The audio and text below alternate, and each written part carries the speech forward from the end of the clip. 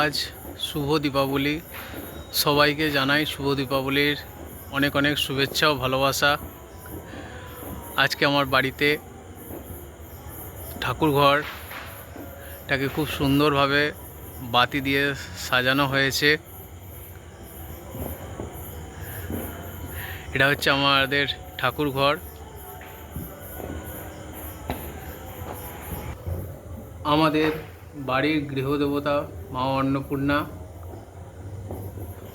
মন্দির। এটা অন্নপূর্ণা মন্দিরে বাতি দিয়ে সাজানো হয়েছে।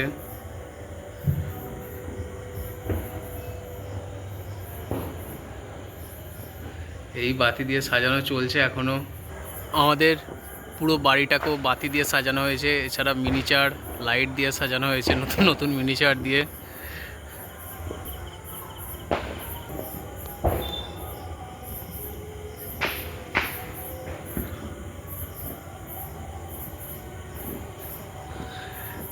আমাদের হরি ঠাকুর তলা।